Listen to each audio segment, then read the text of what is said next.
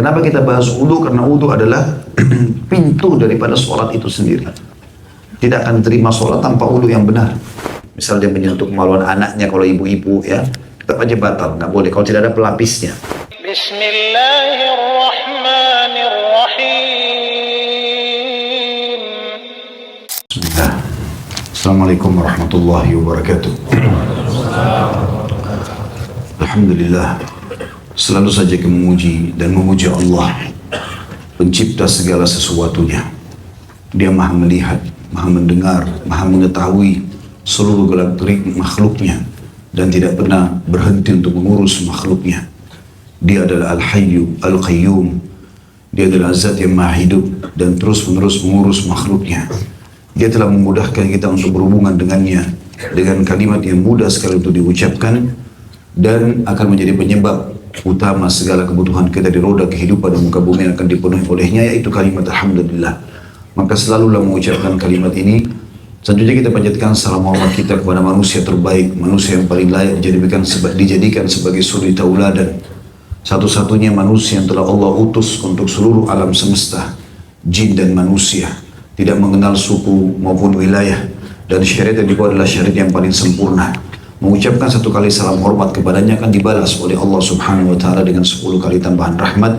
Dan rahmat Allah sering kali kita ucapkan sangat luas, masuk dalamnya pengampunan dosa, peninggian derajat dan pemenuhan segala kebutuhan. Maka jadilah orang juga setelah memuji dan memuji Allah, alhamdulillah, mengucapkan salawat dan taslim kepada Nabi besar Muhammad sallallahu alaihi wasallam. Khusus untuk 3 pertemuan kita ke depan, hari ini Senin, besok Selasa dan hari Rabu, kita akan membahas khusus masalah sholat dan tata caranya. Bagi teman-teman yang sudah pernah belajar ini, alhamdulillah. Tapi saya menemukan terlalu banyak kaum muslimin yang menganggap dan meyakini bahwasanya sholat 5 waktu kewajiban, tetapi tidak memahami tentang keutamaan dan juga tata cara yang benar. Sehingga juga tentu tidak maksimal dalam mendapatkan pahala, bahkan ada yang batal sholatnya karena tidak memahami apa saja syarat dan rukun-rukun sholat itu. Ada buku-buku yang sudah dibagi di tangan Bapak Ibu sekalian, buku yang saya lihat yang cukup lengkap, yang membahas tentang masalah sifat wudu dan sunnah, sifat wudu dan sholat Nabi SAW. Dan buku ini teman-teman bukan hanya sekedar dibagi untuk dipegang saja dan berbangga karena dapat bagian, tapi buku ini harusnya dipelajari sebagaimana kita akan bedah insya Allah. Kita usahakan menyelesaikannya. Dan kalau sudah selesai pun teman-teman bagikan kepada orang lain. Sisi yang lain, buku ini sangat murah, terjangkau sekali harganya, bahkan mungkin lebih murah daripada makan siangnya Bapak Ibu sekalian. Ilmunya sangat luas, padat sekali, sebagaimana yang kita baca nanti. Dan kalau disebarluaskan kepada orang, sepekan 1 buku saja, berarti sebulan Anda bisa menyebarkan 4 buku ini, baik orang-orang miskin di pinggir jalan lampu merah, orang-orang yang datang atau sholat di musola, atau teman-teman kantor, kita lagi silaturahim ke keluarga dititipkan. Insya Allah kita berharap dari 4 buku sebulan, kalaupun itu sepekan 1 buah ya, yang bukunya mungkin hanya 10.000 sampai 15.000 rupiah. Buku ini dari 4 buku misalnya sebulan, kalau kita bisa tiap hari 1 buku, maka berarti 30 buku. 1 orang saja yang dapat hidayah sudah cukup bagi kita. Kita akan terus panen pahalanya selama dia mengerjakan sholat. Apalagi sholat ini wajib ya, selama kita hidup. Setiap beli buku teman-teman sekalian, maka saran saya yang pertama baca daftar isi supaya tahu. Daftar isi itu adalah kesimpulan dari apa yang akan dibahas, judul-judul induknya. Setiap beli buku, mau tipis ataupun tebal, baca itu dulu. Terutama kalau buku-buku tebal, karena biasa kita males baca. Bahkan ada orang beli buku kemudian ditaruh di rak saja, bahkan dia taruh di gudang. Akhirnya dibeli berapa kali buku itu karena dia belum pernah buka sama sekali bungkusnya, belum pernah dibaca daftar isinya. Baca daftar isi, mana tentu kalau kayak buku ini kita akan bedah dari awalnya insya Allah. Tapi kalau beli buku yang lain, teman-teman baca daftar isi, mana yang paling menarik, yang paling mengkritik buat Anda, baca itu dulu. Berikan tanda, 5 menit saja sebelum ditaruh di rak. Itu nanti akan memicu kita untuk menyelesaikan isi buku itu, karena kita akan penasaran. Umumnya buku itu akan berkesinambung atau berkelanjutan, supaya buku itu diselesaikan.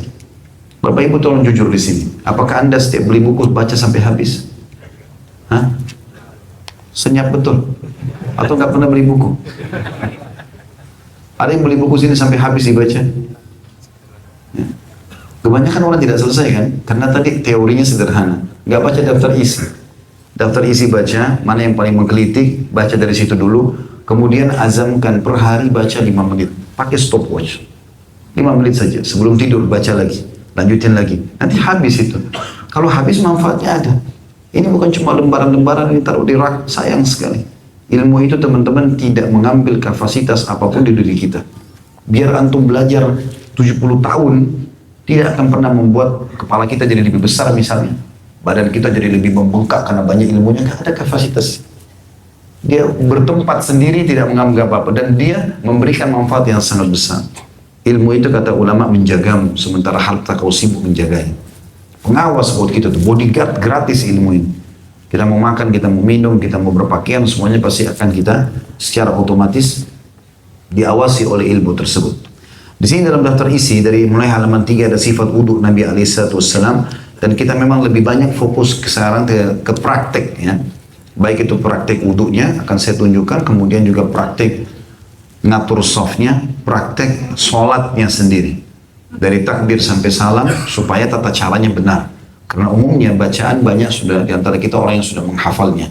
Cuma memang yang kita pelajari rutin di taklim kita, yang biasa terjadi sebulan 2 kali atau 3 kali kalau masalah jadwal saya di sini, buku dan kumpulan doa itu memang doa-doa sholatnya. Nah sekarang kita akan lebih banyak ke masalah prakteknya. Di sini juga ada sifat sholat Nabi, ya, jadi ada sifat wudhu dan ada sifat sholat Nabi. Jadi ini sebenarnya 2 buku yang digabungkan ya. Dia juga dijual secara terpisah, ada sifat wudhu saja, ada sifat sholat saja. Cuma kelebihan buku ini teman-teman sekalian, dia bergambar. Sehingga apa yang kita baca, apa yang kita pelajari itu ditunjukkan, dipraktikin. Kita akan mulai dulu dengan sifat wudhu Nabi SAW di halaman 3. Kenapa kita bahas wudhu? Karena wudhu adalah pintu daripada sholat itu sendiri. Tidak akan terima sholat tanpa wudhu yang benar. Maka harus tahu tata caranya. Bagaimana syariat Allah Subhanahu Wa Taala mengajarkan kita untuk itu. Perlu digarisbawahi, keutamaan wudhu terlalu banyak. Subhanallah, hari ini tadi saya mau bawa laptop saya terlupa. Tadi pagi saya buru-buru keluar, ada saya susun banyak sekali hadith-hadith, tidak kurang antara sholat, saf, azan, dan juga dari wudhu, kemudian pengaturan saf, kemudian azan, kemudian sholat, itu tidak kurang dari 100 hadith. Ada sudah saya susun, dan itu tinggal kita bacakan insya Allah. Mudah-mudahan di salah satu hari, 3 hari ini, ada yang sempat kita bacakan itu. Karena ada 2 buku yang akan saya bedah ini. Buku ini dengan izin Allah, dan ada buku lagi satu kecil, itu sifat sholat sunnah Nabi SAW. Kita berharap bisa paketkan ini. Walaupun ini sebenarnya biasanya saya ngisi pelatihan sholat ini lengkap, itu Jumat sampai Ahad. Biasanya 3 hari, tapi ini dipadatkan karena jadwal kantor. Mudah-mudahan Allah Subhanahu Wa Taala mudahkan itu ya. Yang pertama teman-teman sekalian, tentu sebelum saya baca ini keutamaan. Wudhu itu punya keutamaan tersendiri. Di antara keutamanya adalah hadits Bukhari Muslim yang kata Nabi SAW, siapapun yang berwudhu dengan menyempurnakan wudhu itu, maka akan berjatuhan bersama tetesan air terakhir dari tubuhnya seluruh dosa-dosanya. Kemudian riwayat yang lain juga Nabi SAW mengatakan, aku ingin bertemu dengan saudara-saudaraku.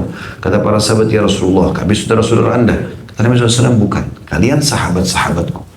Saudara-saudaraku yang akan datang nanti sepeninggalku. Ya kita-kita ini. Kata para sahabat, bagaimana anda mengenal mereka ya Rasulullah? Karena nanti kan ketemunya di mahsyar, tidak ketemu lagi di dunia. Kata Nabi SAW, mereka akan datang dalam kondisi seluruh anggota tubuh mereka yang tersentuh air wudhu mengeluarkan cahaya yang terang. Gitu. Maka bukankah pemilik kuda bisa membedakan kuda-kudanya dari kuda-kuda yang lain pada saat kudanya itu memiliki di 4 kakinya bulu yang berwarna putih? Kata para sahabat, tentu ya Rasulullah. Begitu juga aku nanti bisa membedakan umatku dari umat yang lain.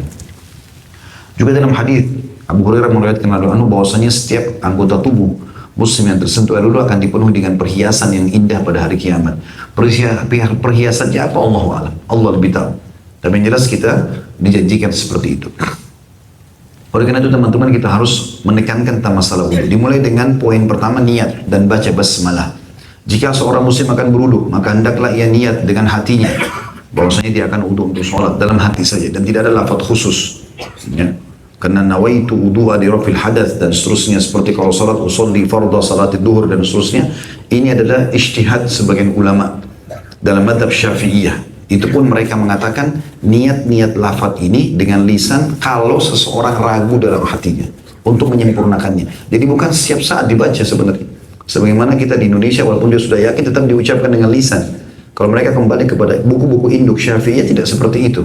Itu hanya kalau ragu. Dia ragu niat hatinya kurang, diikuti dengan lafaz lisan. Jadi tidak pernah kita temukan ada hadis Nabi SAW yang mengatakan kalau mau duhur bacalah usolli fardhu salati duhur, atau kalau mau uduk nawaitul wudu' li raf'il hadath, dan seterusnya. Tapi memang niat dalam hati terlintas mau uduk saja. Bukan karena terpaksa oleh teman, bukan karena nggak enak sama atasan, pokoknya uduknya karena mau ibadah. Seperti itulah terlintas dalam hati kita.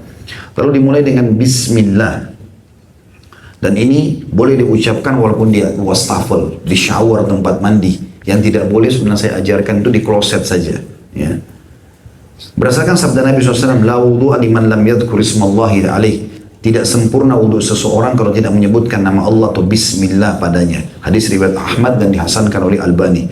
Kata beliau, namun apabila ia lupa membaca basmalah, wudhunya tetap sah, tidak batal, tapi dia kekurangan keutamaan. Ya. Yang kedua, membasuh telapak tangan.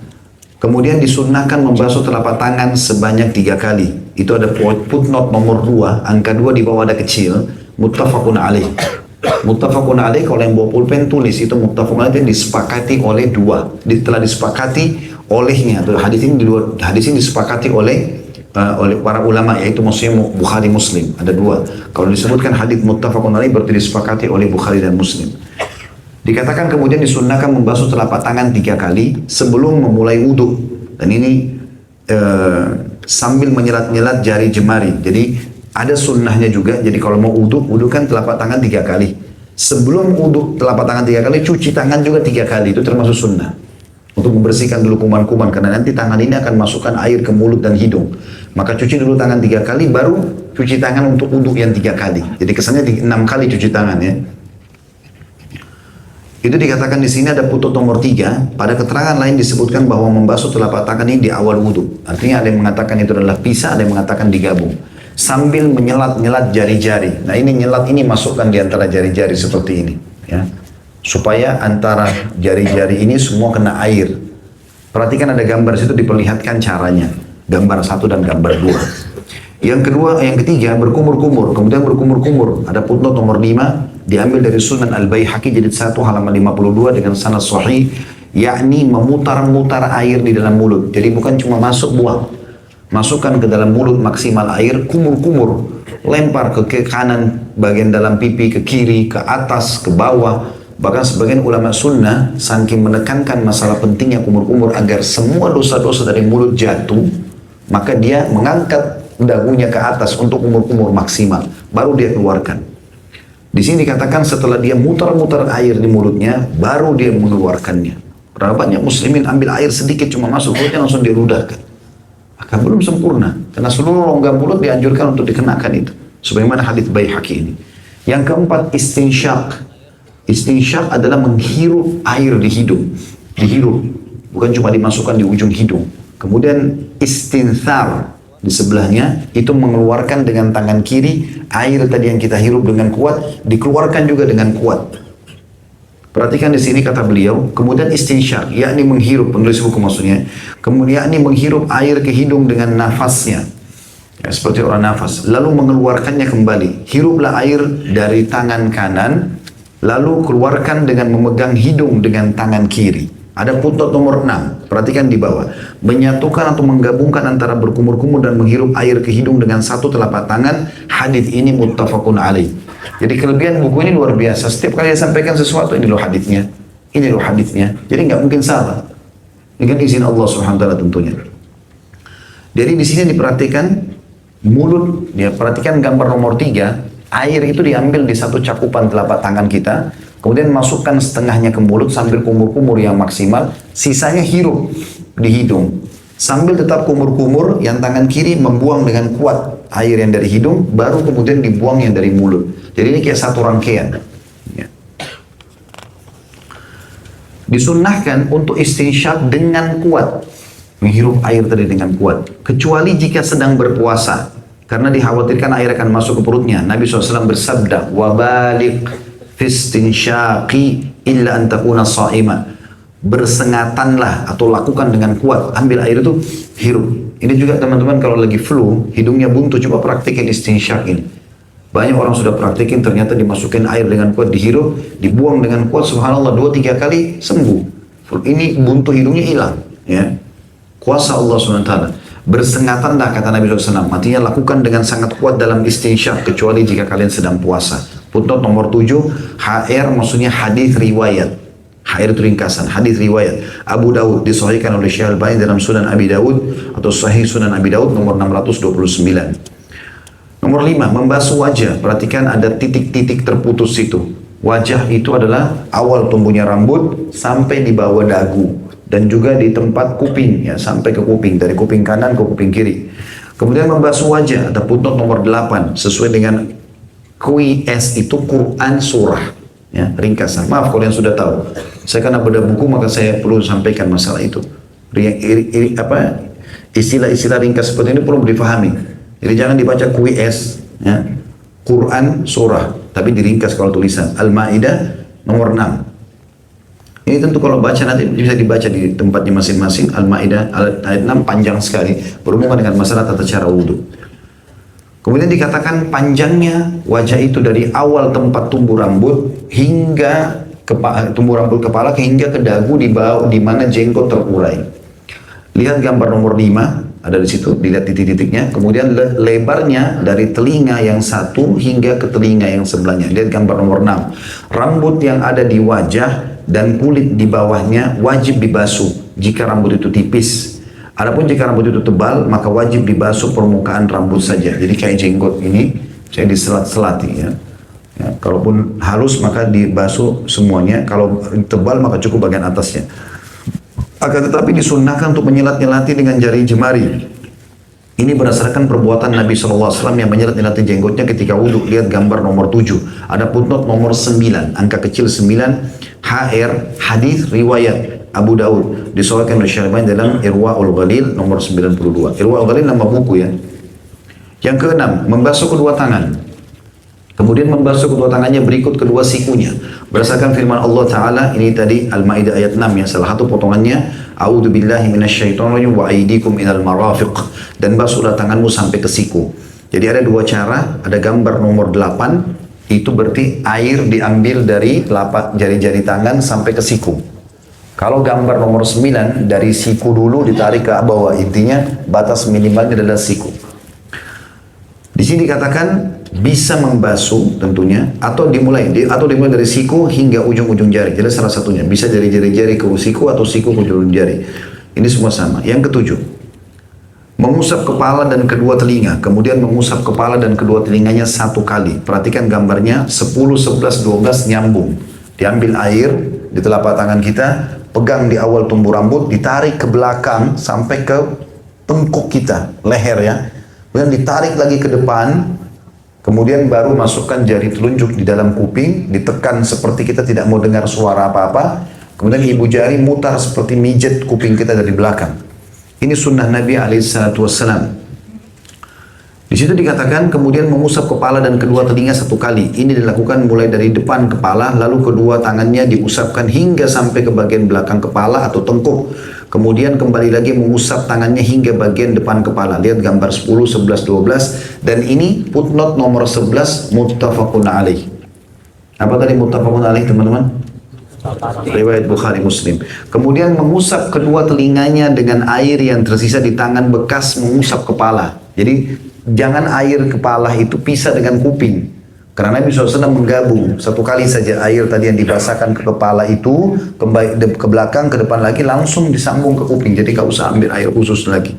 Lihat gambar nomor 13.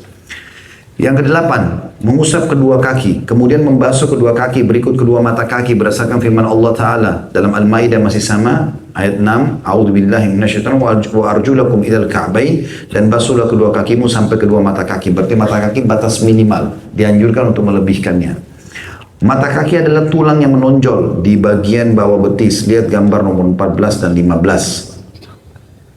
Kedua mata kaki wajib dibasuh. Footnote nomor 13, hadits muttafaqun alaih. Bersamaan dengan membasuh kaki, itu di nomor 14, nomor 14 di bawah, menggosok dan menyelat-nyelati jari-jari kedua kakinya disebutkan dalam Sahih Sunan Tirmidzi nomor 37 dengan jari kelingkingnya, boleh dengan tangan kanan atau tangan kirinya.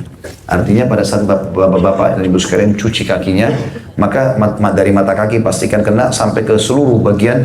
Biasanya juga tumit ya, kalau agak pecah-pecah itu harus diselati air diantaranya supaya masuk air, kena. Kemudian juga jari-jari tangan dimasukkan ke jari-jari kaki.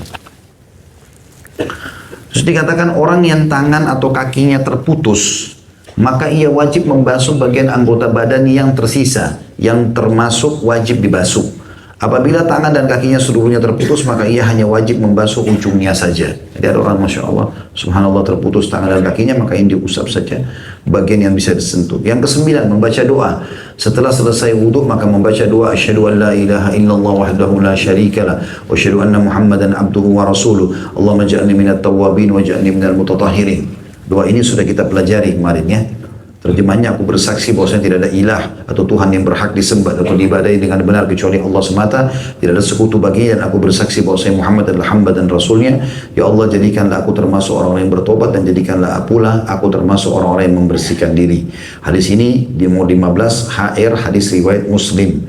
Adapun lafaz Allahumma ja'alni minat tawwabin adalah diriwayatkan oleh Tirmidzi dan disahihkan oleh Syekh Al-Albani dalam Irwaul Ghalil nomor 96. Yang ke-10 adalah wudhu dengan secara tertib. Orang yang berwudhu wajib membasuh anggota-anggota wudhunya secara berurutan atau tertib dan berurut-urut, yakni jangan menunda-nunda membasuh satu anggota wudhu dengan hingga wudhu yang lainnya yang sudah dibasuh sebelumnya, atau yang dimasukkan sini hingga anggota wudhu yang sudah dibasuh sebelumnya mengering. Jadi usahakan semuanya diselesaikan dalam satu rangkaian. Yang ke-11, mengeringkan dengan handuk. Dibolehkan mengeringkan anggota-anggota wudhu dengan handuk dan lainnya setelah wudhunya selesai. Sekarang kita masuk ke sunnah-sunnah wudhu. Yang pertama, disunnahkan bersiwak atau bisa menyikat gigi ketika berwudhu, yakni sebelum memulai wudhu. Berdasarkan sabda Nabi SAW, laula an asyukka ala ummati la amartum bisiwaki ma'a kulli wudhu. Seandainya aku tidak khawatir memberatkan umatku, niscaya aku perintahkan mereka untuk bersiwak atau menyikat gigi setiap hendak wudhu. HR di bawah pun nomor 16, Ahmad atau hadis riwayat Ahmad disahihkan oleh Syekh Al-Albani dalam Irwaul Ghalil nomor 70. Jadi menggosok gigi, kalau tidak ada, kata sebagian ulama, kalau tidak bisa gosok gigi kayak lagi di kantor gini, nggak ada bawa siwak, maka minimal masukkan jari telunjuk untuk membersihkan gigi, ya, sehingga membantu nanti pada saat sholat berzikir kepada Allah, baca Al-Fatihah dan seterusnya, baca Al-Quran atau berbicara sama orang tidak akan mengganggu dengan bau mulut itu. Yang kedua, disunnahkan kepada seorang muslim untuk membasuh kedua telapak tangan 3 kali sebelum atau di awal melakukan wudhu, ya. Tadi sudah kita bilang, jadi seperti 6 kali dia cuci tangan. 3 kali pertama selain wudhu itu adalah sunnahnya, sebagaimana telah diterangkan, lihat gambar 1 dan 2, kecuali apabila ia baru bangun dari tidur. Kalau baru bangun dari tidur, maka ia diwajibkan membasuh kedua telapak tangannya 3 kali sebelum wudhu, karena terkadang di tangannya ada kotoran atau najis sedangkan ia tidak menyadarinya. Hal ini berdasarkan sabda Nabi SAW, idza staiqadha ahadukum min naumi fala yaghmis yadahu fil ina'i hatta yaghsilaha thalathan fa innahu la yadri aina batat yaduhu. Apabila salah seorang dari kalian bangun dari tidurnya, dan janganlah ia mencelupkan tangannya ke dalam bejana hingga ia terlebih dahulu mencuci keduanya 3 kali, karena ia tidak tahu di mana tangannya menginap tadi malam. Ada putut nomor 17 HR hadis riwayat Muslim. Jadi maksudnya kalau bangun tidur wajib cuci tangan, ya. Pernah ini ada orang yang mengolok-olok hadis ini di Irak di zaman dulu. Dia mengatakan, memang ada apa dengan tangan saya? Kan tidak apa-apa. Subhanallah, besok paginya dia bangun dan dia bertobat, akhirnya dia temukan, maaf, tangannya ada di duburnya. Makanya sunnah Nabi SAW sebelum aktivitas sebab pada saat bangun tidur cuci dulu telapak tangan. Ya, ini mirip juga dengan memasukkan air ke hidung pada saat bangun tidur. Siapapun yang bangun tengah malam ngantuk, ada waswas syaitan, kecuali memang kita kurang tidur, ya. Tapi kalau kita sudah tidur cukup, normal tidur itu 3 jam ke atas sudah cukup. 3 sampai 6 jam itu sudah sangat bagus. Kalau sudah 3 jam ada tidur masih mengantuk, mau bangun sholat, maka coba ambil air masukkan ke hidungnya. Jadi seperti itu disentuhkan, ataupun mau istinsyak dihirup bagus. Kata Nabi SAW, siapa yang bangun tidur maka semestinya dia mencuci hidungnya, karena syaitan bertengkar di situ. Yang ketiga, disunnahkan untuk bersungguh-sungguh dalam istinsyak, tadi menghirup air di hidung, yakni melakukannya dengan kuat sebagaimana telah dijelaskan. Yang keempat, ketika membasuh wajah disunnahkan untuk menyelat-nyelati rambut yang ada di wajahnya, apabila rambut itu tebal sebagaimana diterangkan, lihat gambar nomor 7. Yang kelima, sunnah Nabi SAW juga ketika membasuh tangan atau kaki, disunnahkan untuk menyelat-nyelati jari jemari berdasarkan sabda Nabi SAW, wa khallil bainal asabi', dan selat-selatilah antara jari jemari. Footnote nomor 18 HR hadis riwayat Abu Daud disahihkan oleh Albani atau Syekh Albani dalam Sunan Abi Daud nomor 629. Yang yang keenam, disunnahkan untuk membasuh anggota wudhu yang kanan terlebih dahulu, yakni tangan atau kaki kanan dahulu sebelum tangan atau kakinya yang kiri. Yang ketujuh, disunnahkan untuk membasuh anggota wudhunya 2 kali atau 3 kali dan tidak boleh lebih dari 3 kali. Adapun kepala tidak usah diusap kecuali 1 kali saja. Disunnahkan untuk tidak berlebihan atau tidak boros dalam menggunakan air wudhu, karena Rasulullah SAW berwudhu 3 kali lalu beliau bersabda, man zada faqad asa'a wa zalam. Barang siapa yang menambah lebih dari 3 kali maka dia telah berbuat buruk dan zalim. Hadis footnote nomor 19, hadis riwayat HR Abu Daud disahihkan oleh Syekh Albani dalam Sahih Sunan Abi Daud nomor 123. Jadi di sini teman-teman saya sarankan kalau buka keran air, buka pelan-pelan, ya, jangan boros dan dipakai secukupnya. Dan pada saat misalnya dia lagi tidak butuh transisi dari satu gerakan pindah anggota tubuh ke anggota tubuh yang lain, matikan dulu. Seperti misalnya kalau kita mau basuh kepala, tunggu untuk kaki, matikan dulu kerannya. Jalan besar-besar air mubadir. Ini tidak boleh. Mubadir dengan ini dilarang oleh Nabi SAW. Kemudian hal-hal yang membatalkan wudhu. Wudhu seorang muslim batal dengan sebab beberapa perkara berikut ini. Yang pertama, ada yang keluar dari 2 jalan, kubul dan dubur. Kubul adalah kemaluan, dubur adalah bagian belakang. Berupa air kecil ataupun berupa air besar ataupun buang air kecil. Yang kedua, kentut atau mengeluarkan angin. Yang ketiga, hilang kesadaran, baik disebabkan gila, pingsan, mabuk atau tidur nyenyak, di mana seseorang tidak akan sadar apabila ada sesuatu yang keluar dari 2 kemaluannya. Kata ulama, umumnya ulama fikih mengatakan kalau tidur terlentang. Kalau tidur duduk, dia masih setengah sadar, mudah untuk bangun. Tapi kalau tidur sambil tidur, ini kemudian dia sudah lelap, berarti sudah batal wudhunya. Adapun tidur yang ringan yang tidak menghilangkan seluruh kesadaran manusia, maka hal itu tidak membatalkan wudhu. Kemudian yang keempat, meraba kemaluan dengan tangan disertai syahwat, baik kemaluan dirinya sendiri ataupun kemaluan orang lain. Misal dia menyentuh kemaluan anaknya, kalau ibu-ibu ya, tetap aja batal, nggak boleh kalau tidak ada pelapisnya. Ini berdasarkan sabda Nabi SAW, man massa farjahu falyatawadda. Barang siapa yang menyentuh kemaluannya maka hendaklah ia berwudu. Ada footnote nomor 20 HR hadis riwayat Ibnu Majah disahihkan oleh Syekh Albani dalam Irwaul Ghalil nomor 117. Yang kelima, memakan daging unta. Karena Nabi SAW pernah ditanya, apakah aku harus berwudu karena memakan daging unta? Maka Rasulullah SAW menjawab, na'am, benar. Footnote nomor 21 HR hadis riwayat Muslim. Makan babat, hati, lemak, ginjal atau perut besarnya juga membatalkan wudhu karena serupa dengan memakan dagingnya. Adapun meminum susu unta tidak membatalkan wudhu karena Rasulullah SAW pernah menyuruh sekelompok orang untuk meminum susu unta zakat atau sedekah dan beliau tidak memerintahkan mereka untuk berwudhu setelah itu. Footnote nomor 22 hadits muttafaqun alaih. Sebagai bentuk kehati-hatian maka seyogyanya seseorang berwudhu ketika telah minum kuah daging unta. Untuk di sini kita tidak makan ya, tapi kalau teman-teman lagi pergi umroh atau haji, makan daging unta, coba. Nah Nabi SAW pernah memakan dagingnya. Kalau kita lihatkan karena itu Nabi pernah makan dapat pahala. Dagingnya sangat enak gitu kan. Kalau kami bimbing umroh di travel kami, pasti kami umumnya jemaah pasti kami kasih coba makanan itu. Masukkan dalam paket travel. Tapi memang perlu diingatkan hukum syariah kalau habis makan, wudhunya batal. Apa hikmahnya? Allahu a'lam. Teman-teman temukan banyak sekali artikel di internet sekarang. Di Google ditemukan hikmah-hikmah banyak. Ceramah-ceramah itu banyak. Tapi itu hikmah ijtihad orang. Intinya kita sebagai seorang muslim, mereka katakan batal wudhu, ya batal wudhu. Selesai. Wudhu aja lagi. Kan gitu. Ada hikmah, ada hikmah, tetap saja kita mengikuti syariat Allah subhanahu wa ta'ala. Hal-hal yang diharamkan terhadap orang yang berhadas. Ya. Apabila seseorang muslim berhadas, yakni tidak dalam keadaan mempunyai wudhu, itu namanya orang berhadas ya. Maka diharamkan kepada beberapa hal. Yang pertama memegang mushaf. Berdasarkan sabda Nabi SAW kepada penduduk Yaman, la yamassul Qur'ana illa tahir. Tidak boleh menyentuh Al-Quran kecuali orang yang dalam keadaan suci. Hadits footnote nomor 23 sini hadits riwayat Ad-Darqutni disahihkan oleh Syekh Albani dalam Irwaul Ghalil nomor 122. Adapun membaca Al-Quran tanpa menyentuh mushaf adalah diperbolehkan. Tentu di sini mushaf maksudnya adalah Al-Quran utuh ya, kayak fisik begini. Kalau buku ini adalah Al-Quran utuh, maka tidak boleh disentuh kalau tanpa wudhu. Ini pendapat jumhur ulama. Tapi kalau di handphone antum beda. Karena handphone itu adalah handphone, bukan Al-Quran. Cuma salah satu aplikasinya adalah Al-Quran. Makanya Syekh Utsaimin rahimahullah pernah ditanya oleh seseorang yang mau masuk kamar mandi. Dia mengatakan, Syekh, saya masuk kamar mandi WC. Ada hajat saya mau selesaikan di sana. Dan saya bawa handphone. Di handphone saya ada aplikasi Quran. Boleh nggak saya bawa handphone saya ke dalam WC? Kata Syekh, boleh. Dia penasaran, dia ulangi lagi. Syekh, saya bawa handphone, ada Al-Qurannya, boleh nggak? Kata Syekhnya boleh. Sampai 3 kali. Setelah 3 kali tetap dia bertanya. Yang keempatnya kata Syekhnya, saya mau tanya, di kepalamu ada Al-Quran nggak? Dia bilang ada Syekh. Nah, coba keluarkan juga. Artinya itu tidak mungkin. Kalau antum bawa fisiknya kertas, dalam WC nggak boleh. Gitu. Tapi aplikasi Al-Quran tidak ada masalah. Makanya ulama bedakan mana mushaf yang utuh dan mana yang aplikasi saja. Seperti itulah kurang lebih. Kemudian yang kedua, sholat. Jadi orang dalam keadaan tidak berwudu tidak boleh sholat. Apalagi kalau antum tahu antum tidak wudu. Ini teman-teman, kalau ada yang ingatkan kita terima. Saya pernah masuk ke satu masjid, ada orang datang buru-buru mau ikut sholat. Padahal dia sudah dapat jemaah pertama, jemaah kedua. Dan dia wudu pas depan saya depan masjid. Dia wudu, kerannya dijalankan hanya sentuh-sentuhin air di kaki.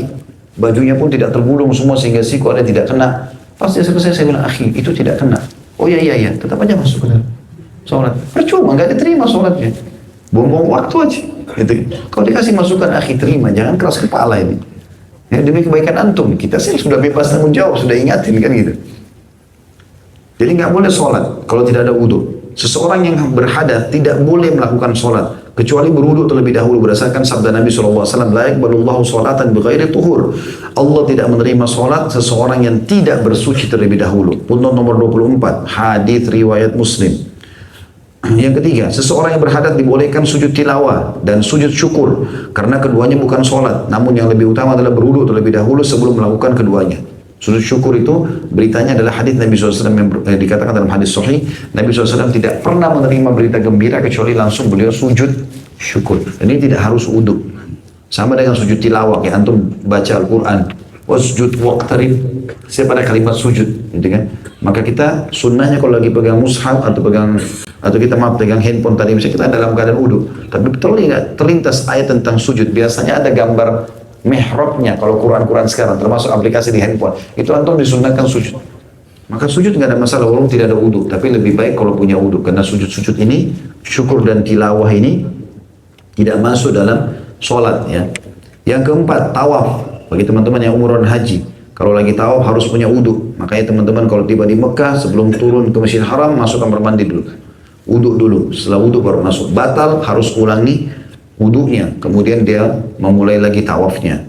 Seseorang yang berhadas tidak boleh melakukan tawaf sebelum dia bersuci lebih dahulu. Berdasarkan sabda Nabi SAW, at-tawafu bil baiti sholat. Tawaf di Baitullah adalah termasuk sholat. Pundut nomor 25, hadis riwayat At-Tirmidzi disahihkan oleh Syekh Al-Albani dalam Irwaul Ghalil nomor 121. Juga karena Rasulullah SAW berwudu dahulu sebelum tawaf. Pundut nomor 26, muttafaqun alaih.